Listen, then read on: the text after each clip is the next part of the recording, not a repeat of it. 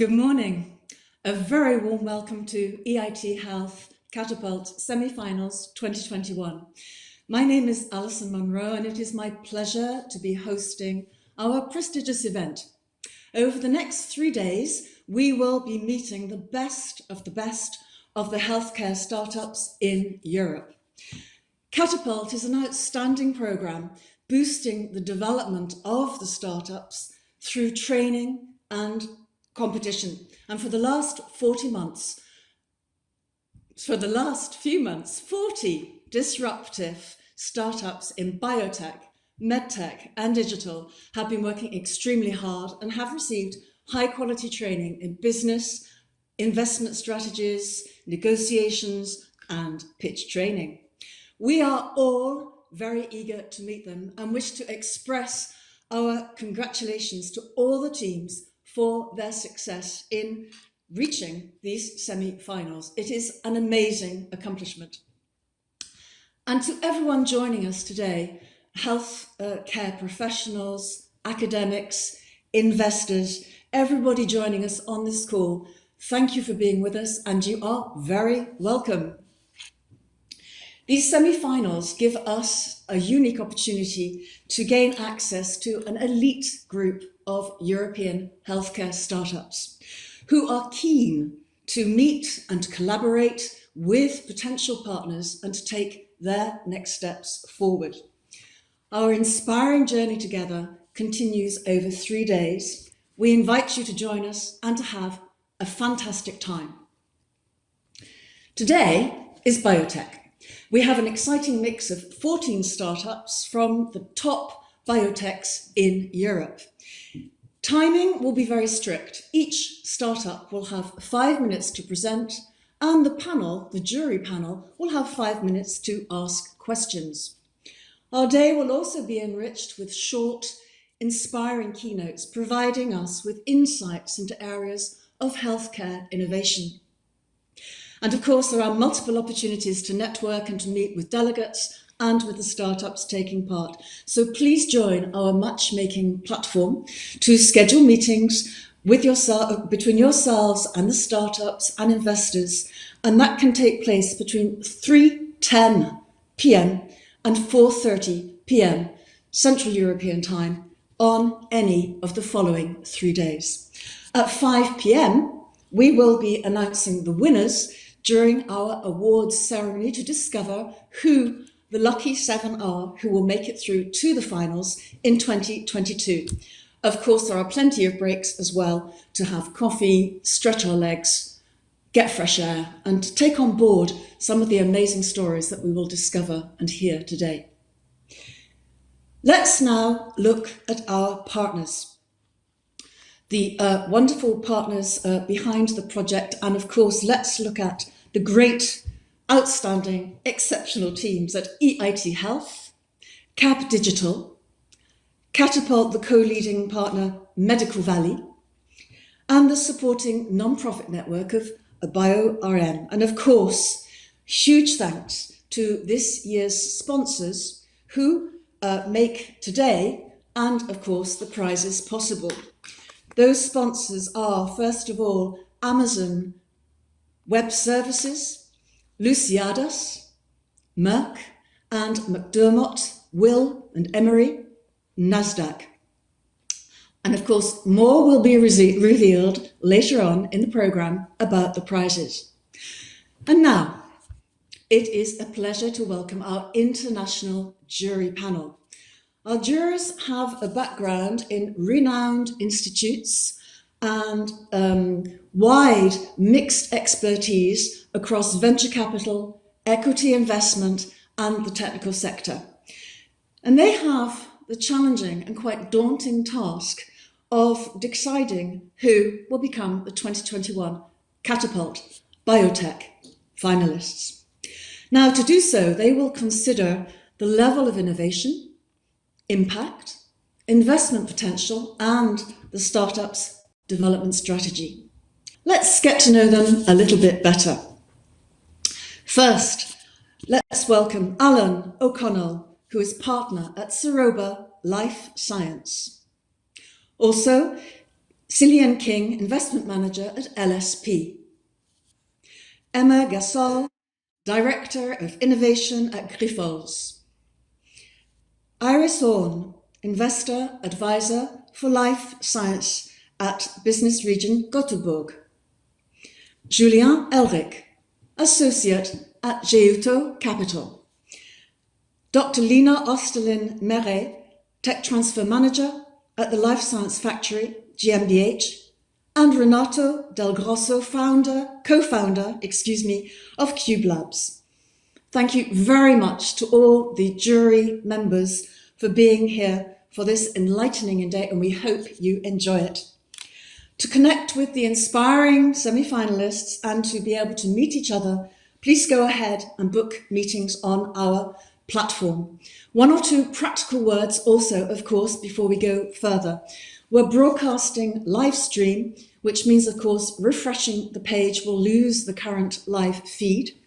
For optimum viewing, of course, click on the bottom icon, bottom right corner, to get full screen view. And if you want to pause or play, just click anywhere in the video window. And to optimize networking meetings this afternoon, it is best to use Google Chrome browser for video calls. We are keen to hear your thoughts and opinions, and you can share them using hashtag EITH Catapult. And there's still time to book your one-to-one matchmaking meetings. I now have the great pleasure to hand over to the Director of Business Creation in EIT Health, Kurt Huller. Kurt, good morning. Good morning, Alison. Good morning. Hello, nice to see you. How are you? Very good. Excited that we finally can have a Catapult again. We've kicked off the Catapult semi-finals are on the way. I will hand over to you, Kurt. The floor is yours. Thank you so much, Alison, and a warm welcome to everyone out there, to all the startups pitching today, and of course also the jury members, the investors on board. It's exciting to have a Catapult semi-final now again. More or less 12 months ago, we had the finals as the summit was postponed a bit until we can meet in person again in Stockholm in May next year. We also have shifted the semi-finals a bit backwards. But let me please give you a few insights about EIT Health and what you're currently doing. As you can see here on that slide, that's a screenshot of our startups platform. That's startups.eithealth.eu. So if you're interested to learn more about our startups, just log on that platform.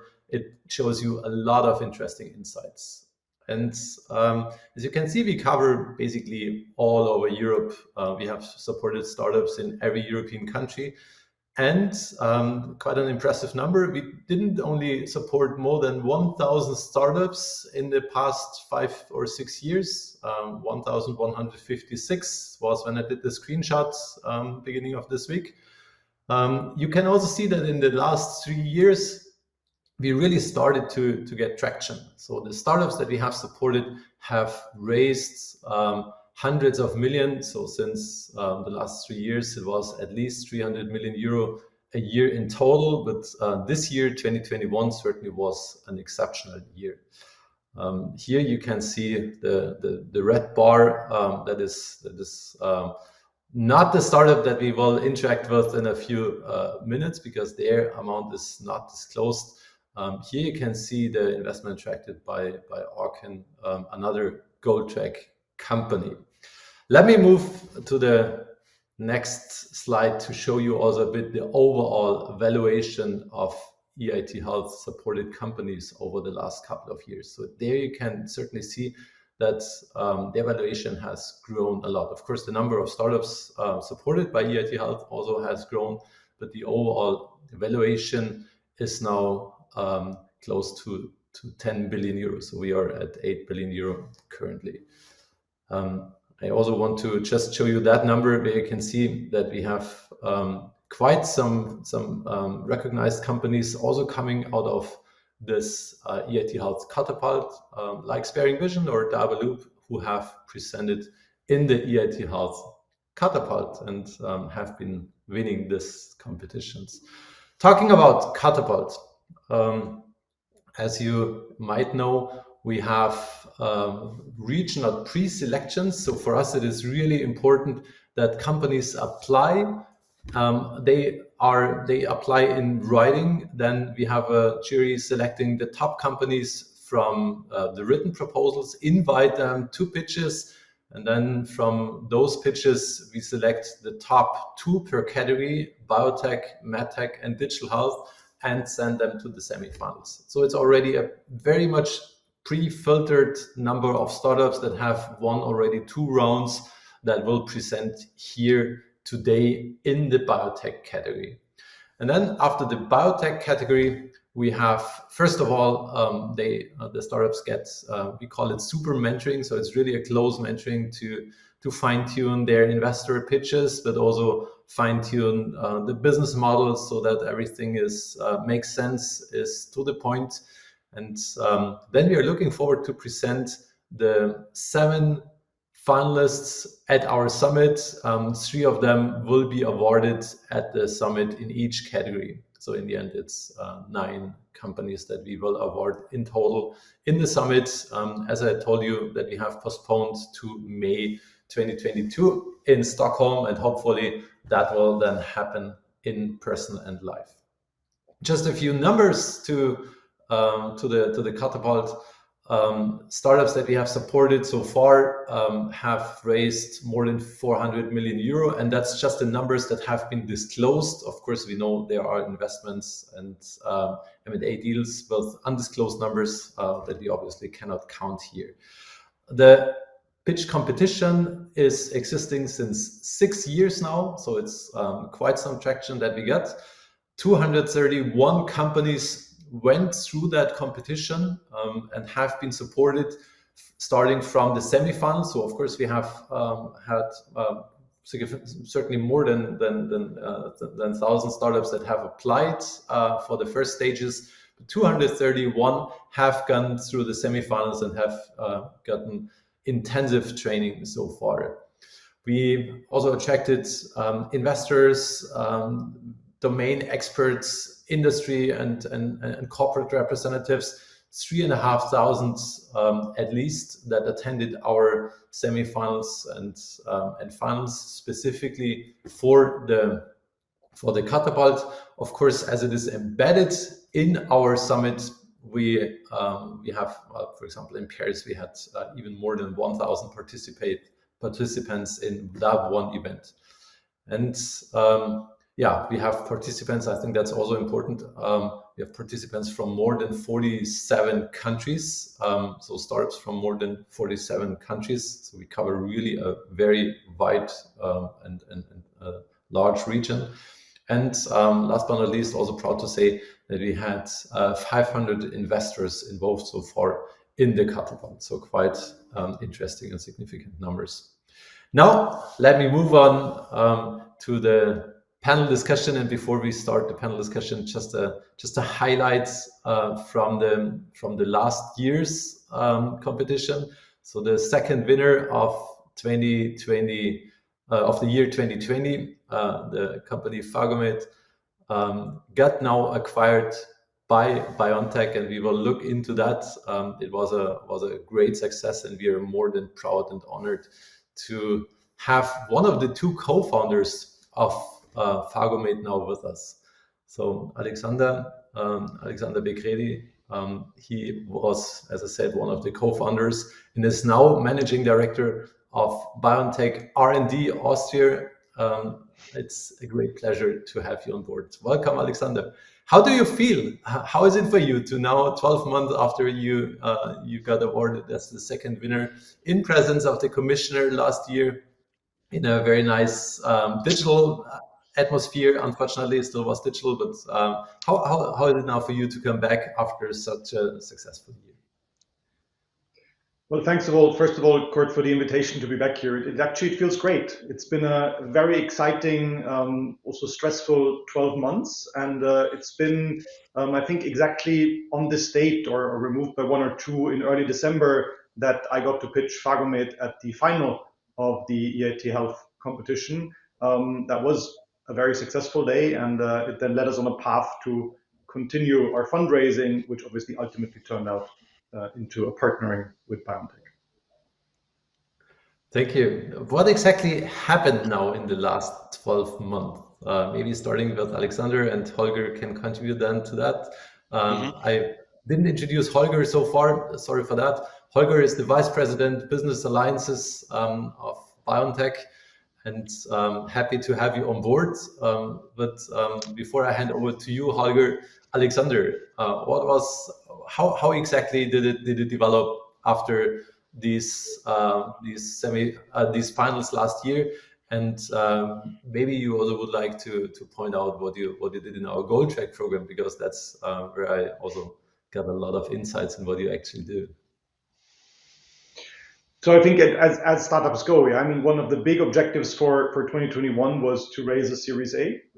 As part of those discussions, we came into contact with Biontech, and we discovered that we have a strong shared vision for developing new antibacterials and for the urgency with which we need those.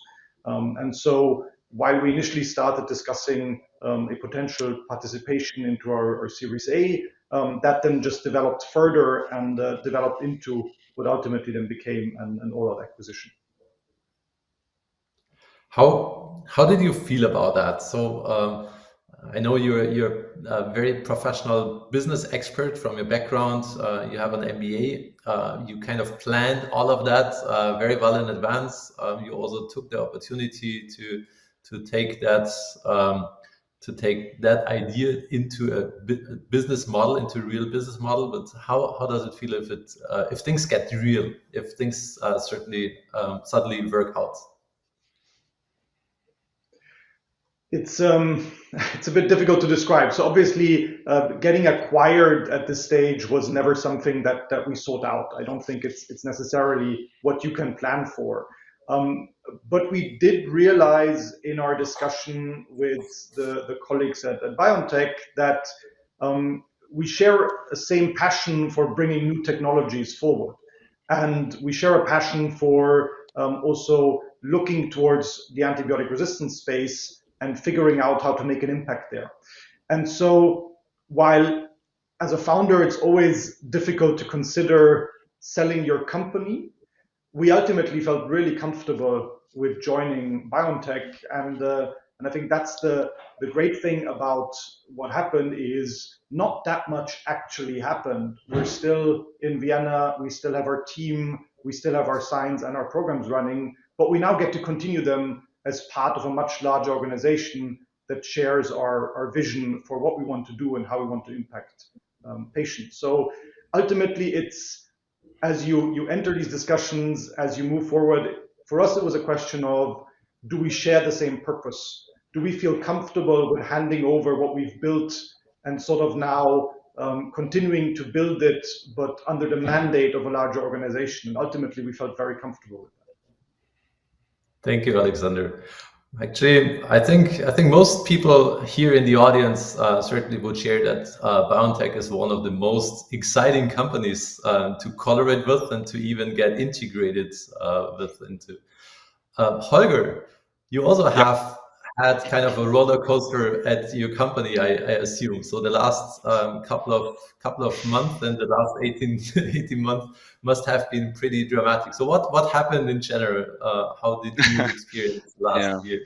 Well, that's a very broad question. But first of all, Kurt, thank you for the invitation, and also to EIT Health for giving Biontech the opportunity to present here today. I mean, of course, the last 12 to 18 months have been, well, a roller coaster is maybe not the right expression. It's more like being on a rocket ship here and driving the development of the COVID-19 vaccine, bringing the company really to a different stage now, and effectively Biontech becoming a household name and achieving to get approval for its first product, the first mRNA product in the market, which of course is a great success for the company.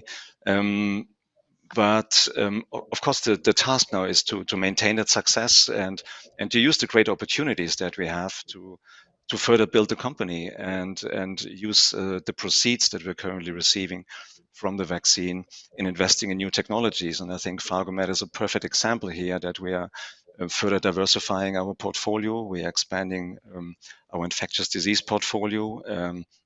I think, as Alexander just stated, the cultural fit between the companies was obvious from the beginning. I think what they're doing is very innovative, and so we're looking for these opportunities right now to further build our portfolio.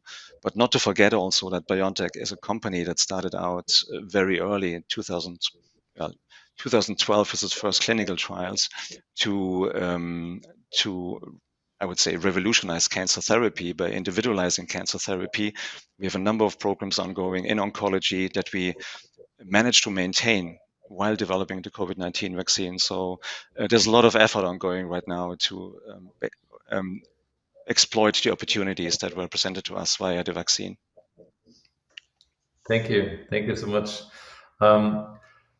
How important, Alexander, is it for a young company to get international visibility and access to international networks in what you do?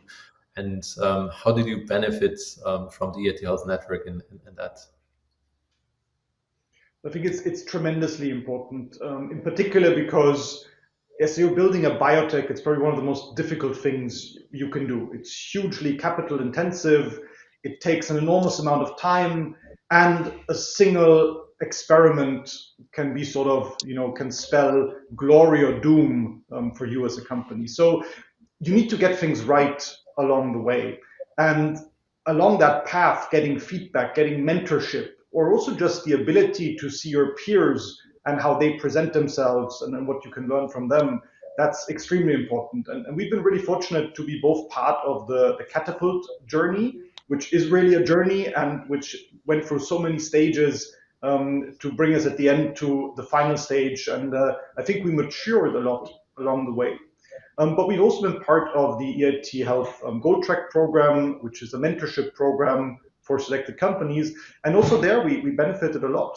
I sometimes compare it to, planning a journey. You know where you're starting out, you know where you want to go, but do you take the bus or do you take the train? Do you bring winter clothes? Do you bring jungle clothes? Well, there's a lot of choices to be made, and especially the Gold Track program helped us crystallize which technology platform we wanted to use, how to best bring our programs forward. And a lot of that ultimately also then became convincing to Biontech that we had a clear idea of where we wanted to go. We had a mature enough setup technology that could be scaled as part of a larger corporation.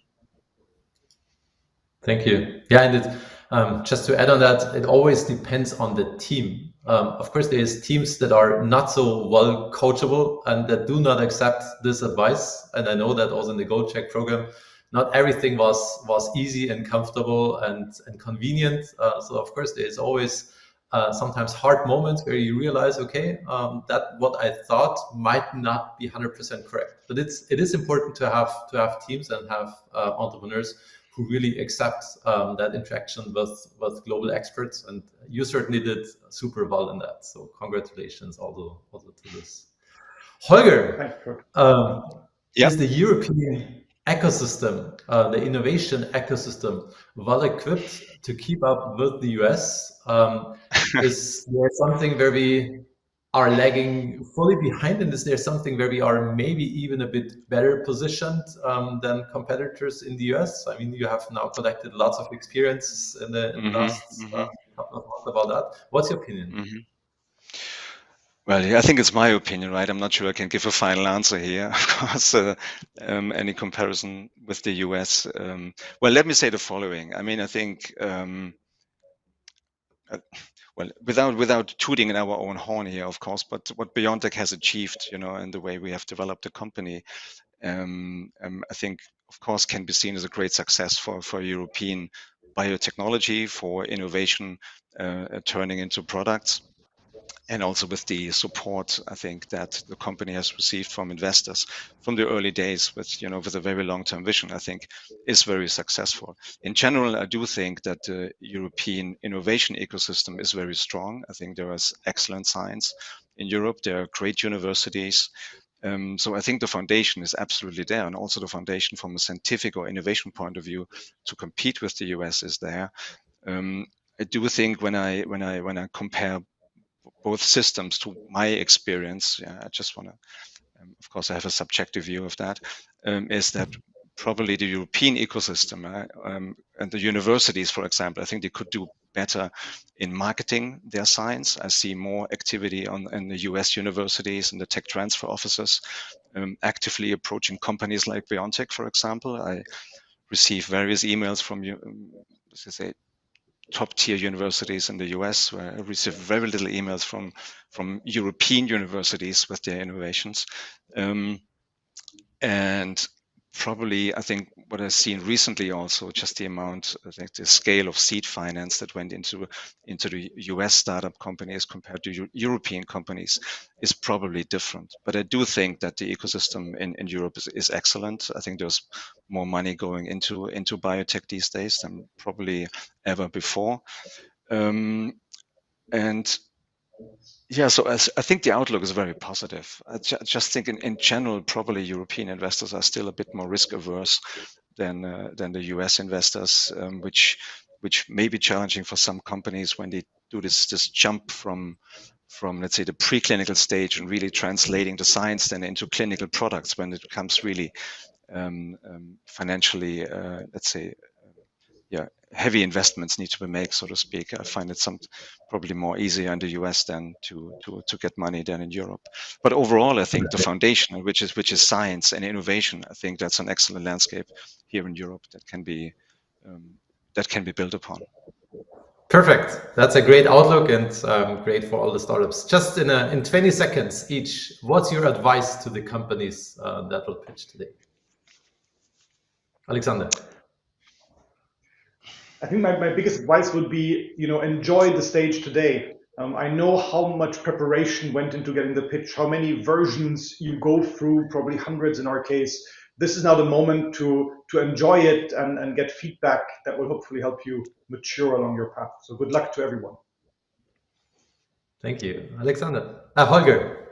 Holger, advice, I think, believe in yourself, believe in your science, believe in your data, no matter what happens today. Keep believing in yourself. Thank you so much.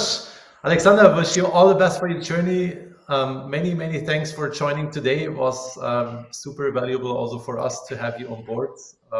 Wish you and all your team, Lorenzo, all the other team members, all the best. Great success. And Holger, we will hear you with your next talk. But for that, I will hand back to Alison. Thank you. Thank you, Kurt. Thank you. And thank you, Alexander and Holger, for this already very inspiring conversation. Let's now listen to Holger Kissel, who we have the pleasure of inviting for the first of our 3 expert insights. And what a subject, the next generation of immunotherapy. Holger, over to you. Thank you, Alison.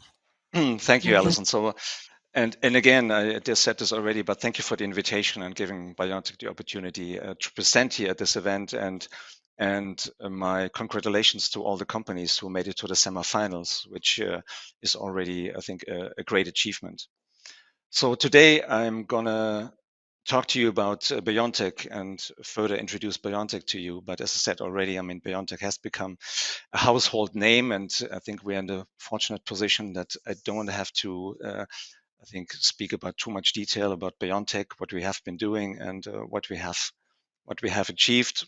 Is just one slide. Please note there may be forward-looking statements in this presentation, but what I want to do today is to give you a quick overview of the history of Biontech and where we have come from, which I thought for this audience today would be, I think, could be quite helpful. Yeah.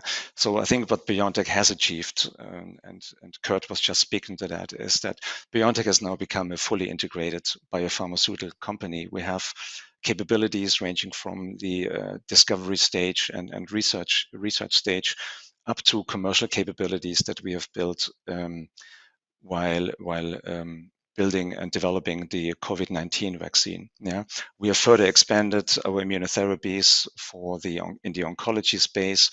I will speak to that shortly, and we have further invested in infectious diseases to broaden our portfolio. Yeah. What I will also show you today is that Biontech, while we are known as an mRNA company, is effectively technology agnostic, and we use a variety and a broad suite of novel technologies to address unmet medical need. All of that facilitated further via a number of pharma collaborations that the company has built. Okay, 1 second. Okay. So this next slide here actually is a historic slide from Biontech, but I was digging that out again because I thought in the context of this event today, I wanted to share some of the history of Biontech with you and the corporate developments. It's a slide from 2019, but it shows, I think, fairly nicely how Biontech has developed. Yeah. And effectively, this took place in 3 phases. We had an incubation phase, we had a platform expansion phase, and finally a pipeline expansion phase. Now, during the incubation phase, Biontech was founded at the end of 2008 and was in the very fortunate situation that while the financial crisis was ongoing, we received an, I think, unprecedented for European, in Europe at least, unprecedented amount of seed finance of 180 million.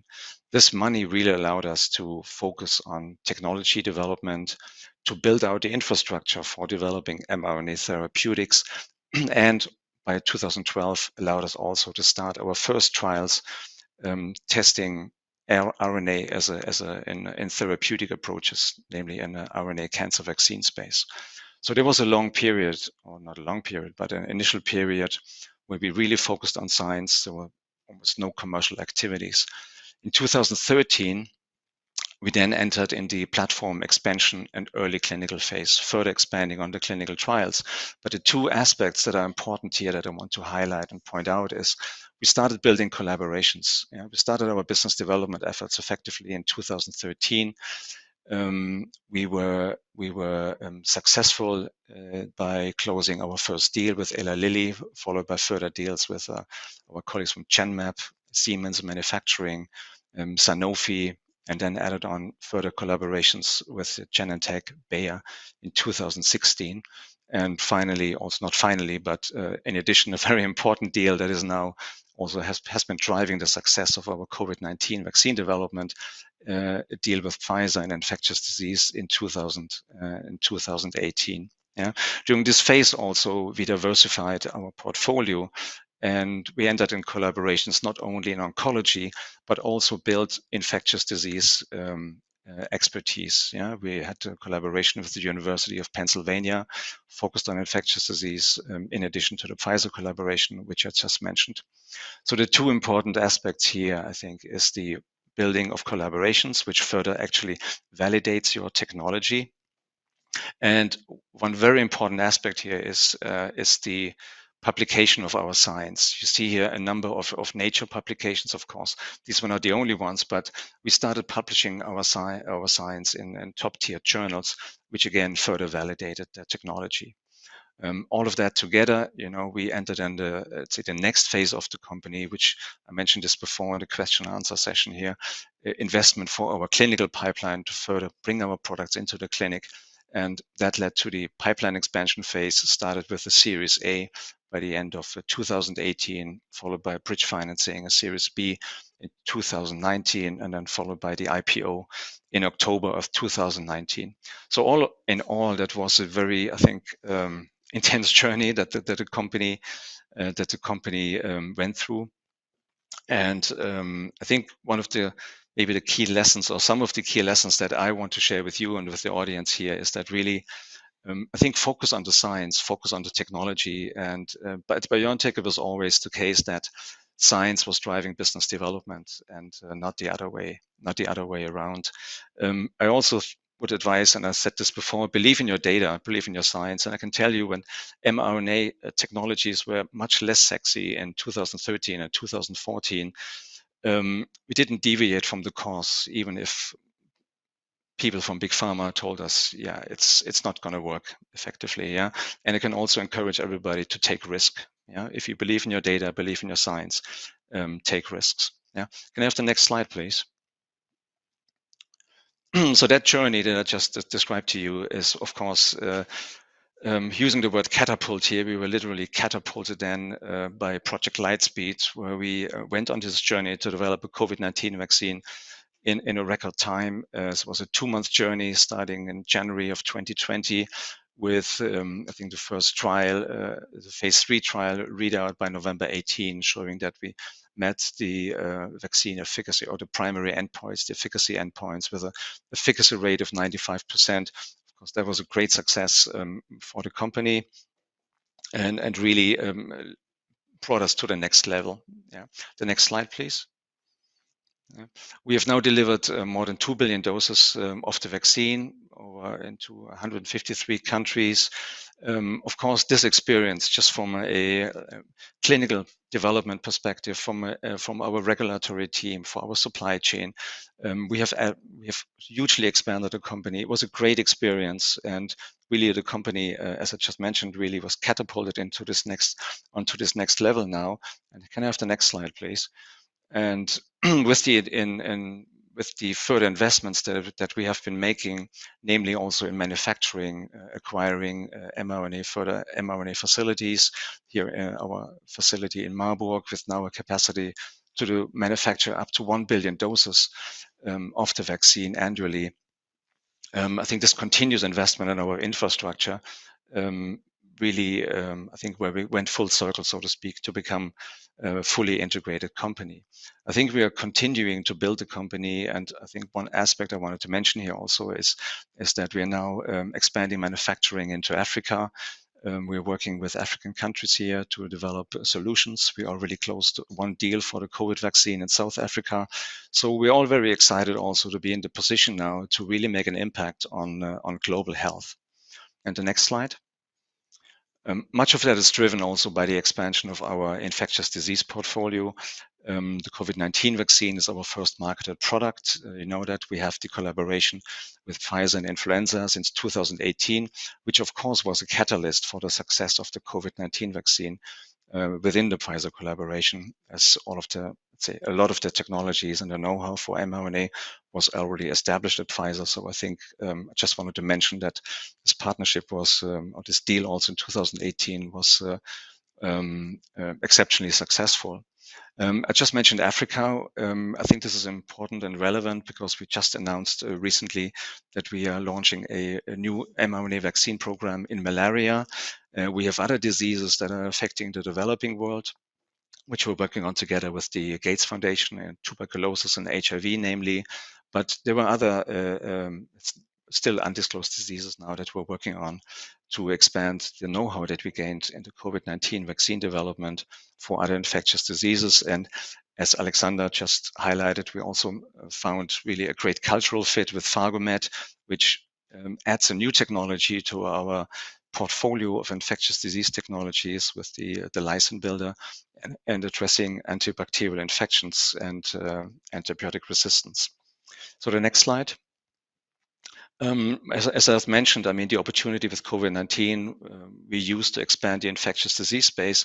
But I think one of the great achievements of the company, which I really admire also my colleagues, that what we have done, we did not slow down our oncology development.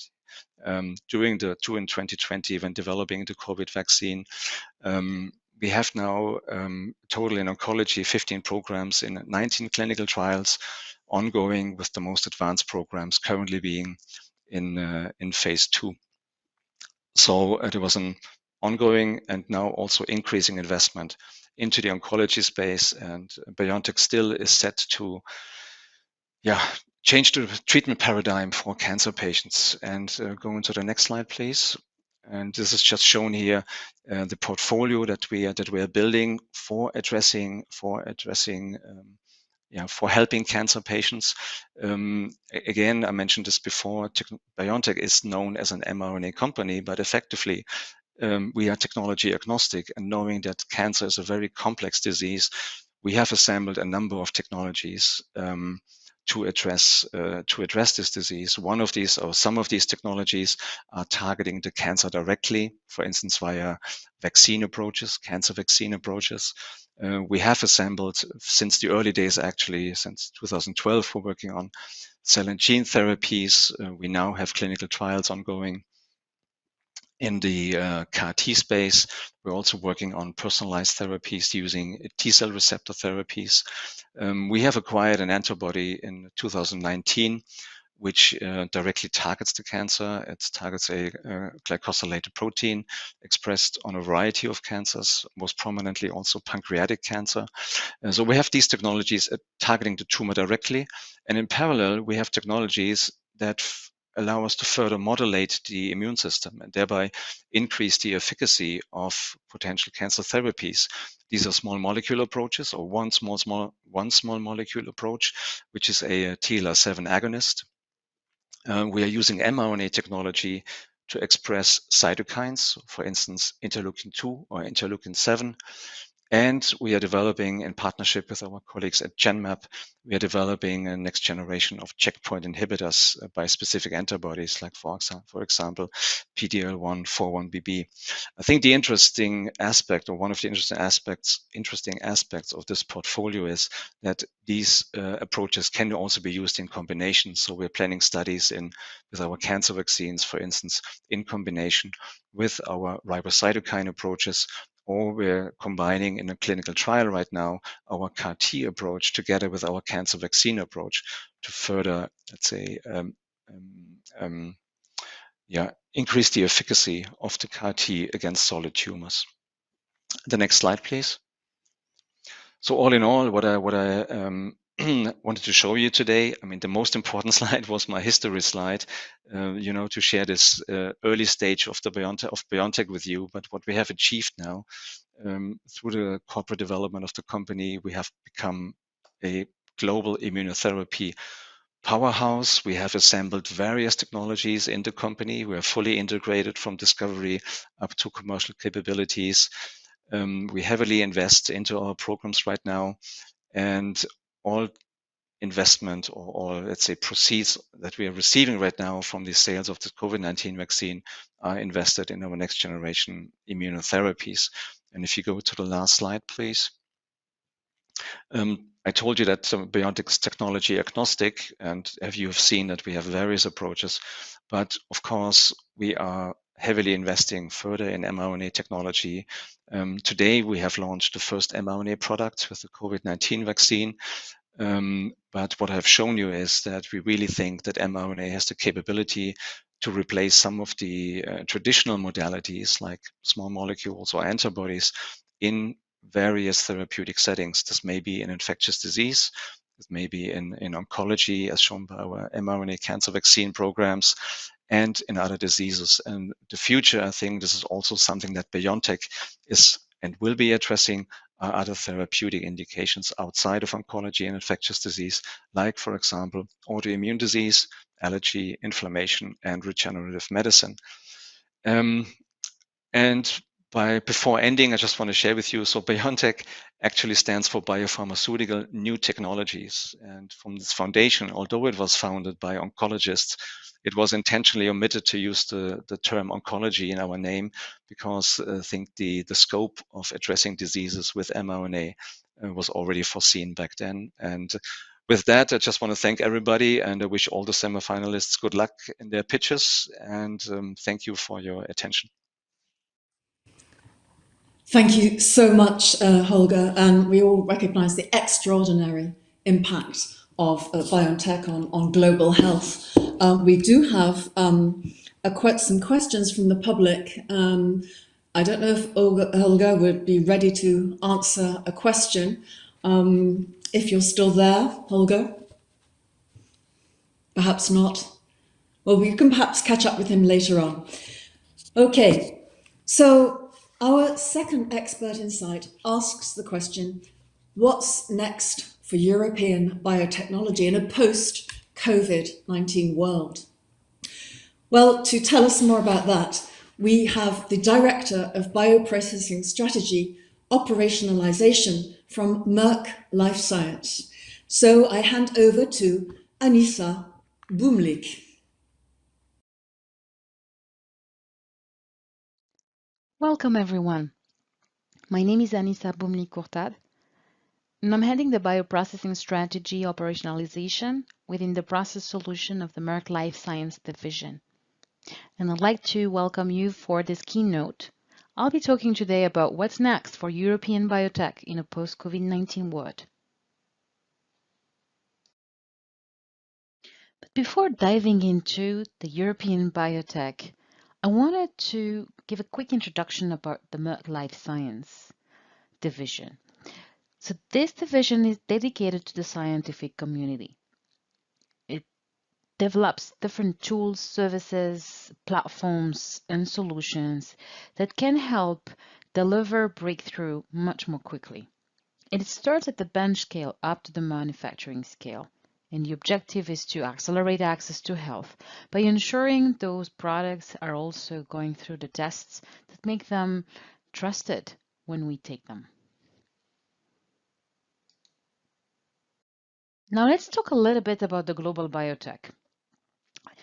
This market has really witnesses healthy growth in the last years.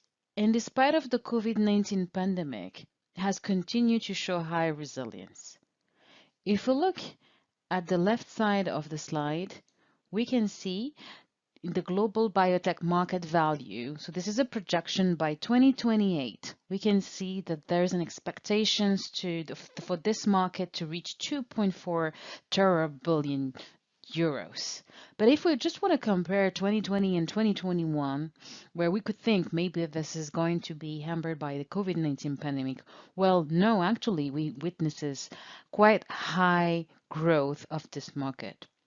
And even historically, if we want to look at the financing of this industry, we have seen quite a very steady growth in the last years, and even quite a very significant growth between 2019 and 2020.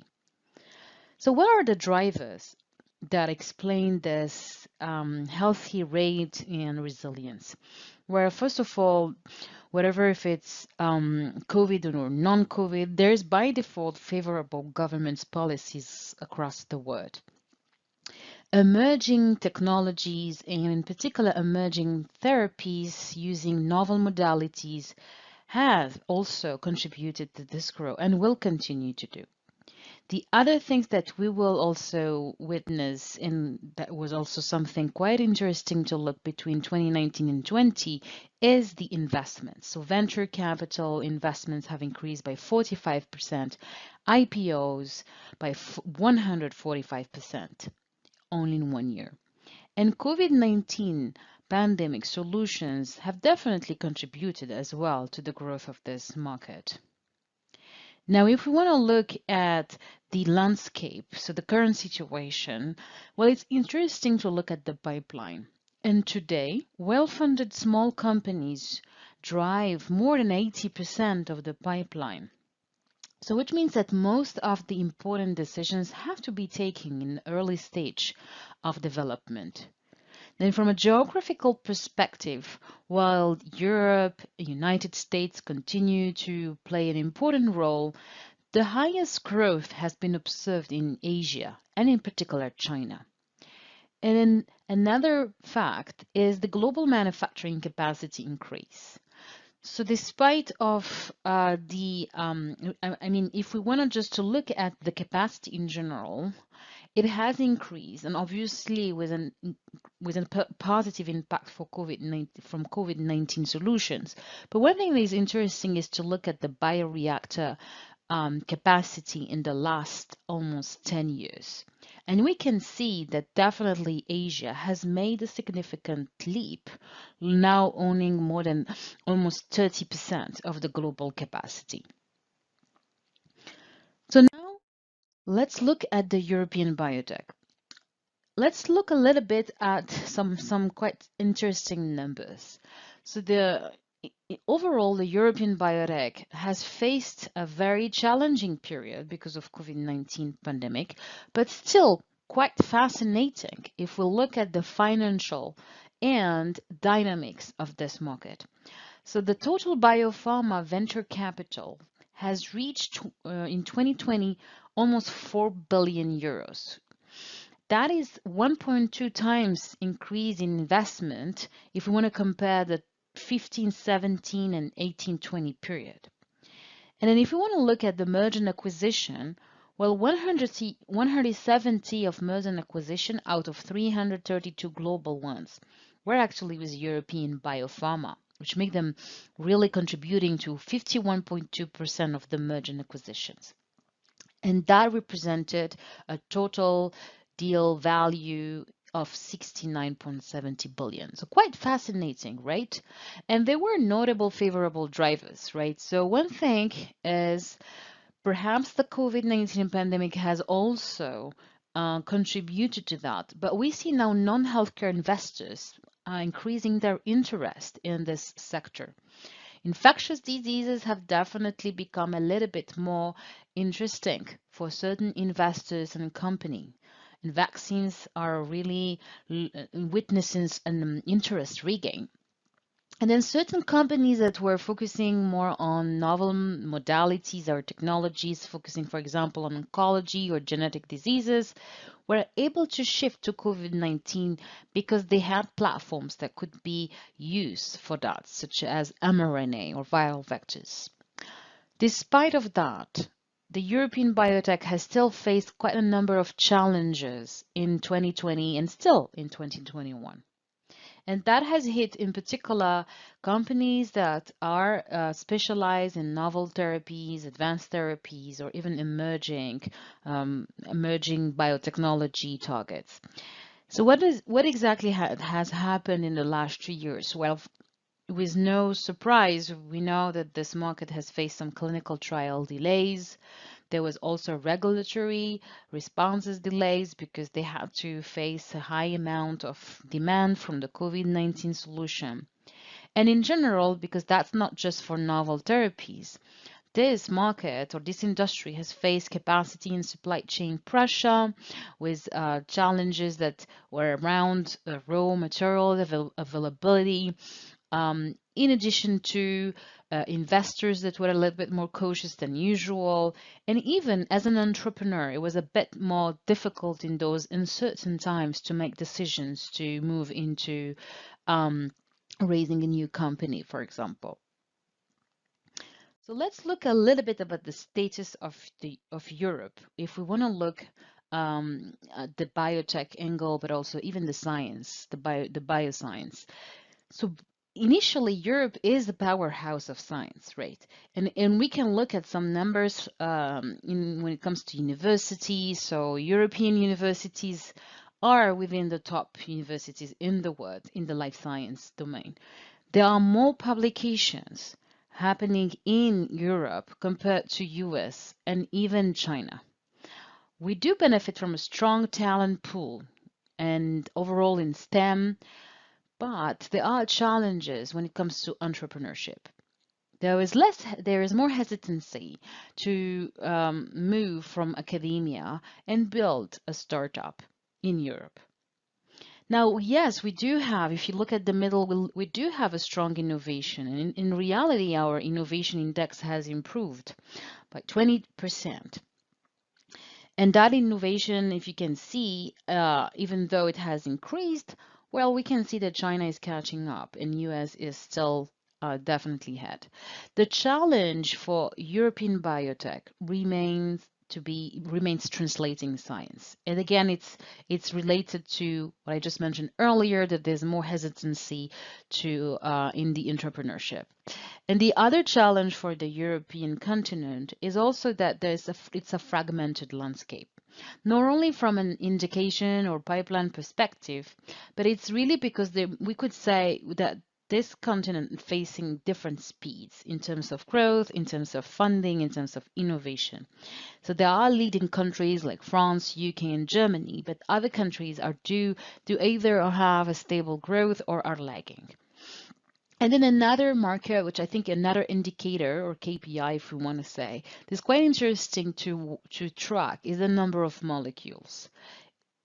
Almost 10 years ago, we could see that EU here, and here it's labeled as EMEA, was actually in the second position, just right after the Americas.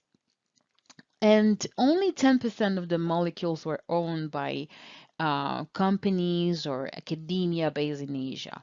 But then now, if we look in 2021, we can clearly see that Asia has increased its footprint when it comes to the pipeline, and the EU here is losing a little bit compared to the other geographies.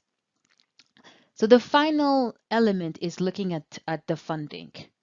So yes, we can say early stage and late stage fundings have increased in Europe, but they're still lagging. And we can see here in both graphs. So in one hand, we do have like the early stage funding. And here on the right is the growth capital. So this is really what we call scaling up of innovation, where the companies are going on public markets. Well, we can still see that Europe is really being caught up by China in particular in both phases. So what are the elements or considerations that Europe biotech need to consider and even improve in order to continue to strengthen its leading position in this industry? So there's two things. So there are things that really are more, if you want to look more what the European ecosystem should look like, what are the government's policies and measures that should be taking. Well, first of all, we know that there is no other solutions that fostering and encouraging tech transfer from academia, also from smaller companies to larger companies that will have more power to and more strength to commercialize much needed therapies. So innovation doesn't just need to be funded, it needs to be incubated and nurtured. So there is really it's really important to handhold that innovations to make sure that it will get translated. Investments definitely need to be boosted. If we look at financial situation, yes, it has increased, but there is a need to look a little bit left and right, encouraging consortia, etc., etc. Then regulatory needs to continue to be improving, looking in particular at novel therapies, facilitating, having more consultancy in this field, and helping guide the industry in general to speed up those therapies development. And then finally, developing and retaining talent. So we have talents, we have very good universities, we have motivated workforce, but it is important also to be able to retain those talents in the continent and to provide them the ecosystem that allow them to even think about entrepreneurship. So now, if we want to look at as a startup or even young biotech, what are the things that are key to consider? First of all, important to expand investment horizon, not just national or European investors, but I think we are now in a world where it's important to consider even international investors. In order to be more differentiated, it's important to think about being a unicorn, capturing new trends, thinking about what are these emerging technologies that then I can leverage and seek for the niche, the market niche. The other thing is key and will continue to be key is collaboration. Collaboration not only with private sector, large companies that will have the powerhouse to make those molecules in reality, but also consider very early stage collaborations for the development and the manufacturing of the therapies. And that includes all the life science ecosystem, from technology provider, contract manufacturing organizations, CROs, etc., etc. Then finally, it is important to consider improving execution in general. So this is not always an easy journey, right? So it is important to have tailored go-to-market, to have investment rationalization, thinking also again about those early stage collaborations and not just always seeking late stage collaborations. And also very early making those key decisions about insourcing, outsourcing, etc. So in addition to that, if we keep that in mind, what are also the other opportunities and trends that the European biotech can capture and leverage to continue to move ahead?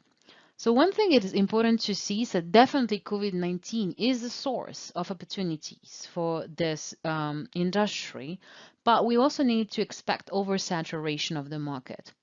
Right, so there is not a possibility to have multiple diagnostic kits or multiple vaccine from in the long term. So that will allow to have more space also for new other therapies, and it's open opportunity for certain companies to go back to what they were focusing on before, in particular in the novel therapy field. Now, if we want to think about the infrastructure, I think. And again, I'm pointing back again to the pandemic, but I think it has been a time where governments, even companies have realized that it is important to invest a little bit more in capacity, that not only the COVID-19 need has basically led to strengthening like manufacturing networks or even new facility and expansions, but the growth that this market is going to expect from multiple different therapies is really needing more infrastructures. In addition to that, I think now we realize that there is an importance to establish resilient, even sometimes also duplicated manufacturing chains. So now if we want to also look here more on the right side on the technologies and new trends, so definitely I think I mentioned multiple times, novel therapies powered by novel modalities will continue to bring quite a significant growth in this market. And if we just look at the pipeline today, 22% of founded EU biotech since 2015 focused on cell and gene therapy. And I think we're all having a lot of hopes for technologies such as mRNA, CRISPR, cell therapy, etc. Digital health and artificial intelligence is also another directions that a number of companies are taking. We know that telemedicine is a need in this market.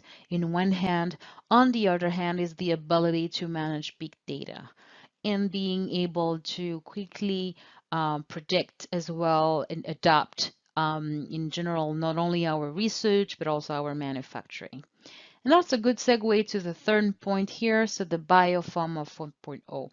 This industry has realized that it's very important to become more flexible, to reduce footprint and the cost of manufacturing in order to remain competitive, but also address challenges of the future.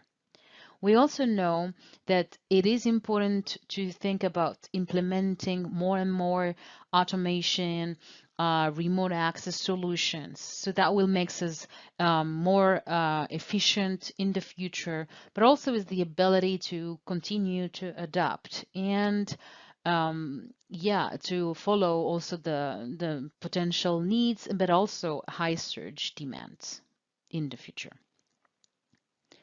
So in conclusion, what I would like to leave you, with a message, which the European biotech do benefit from a strong foundation.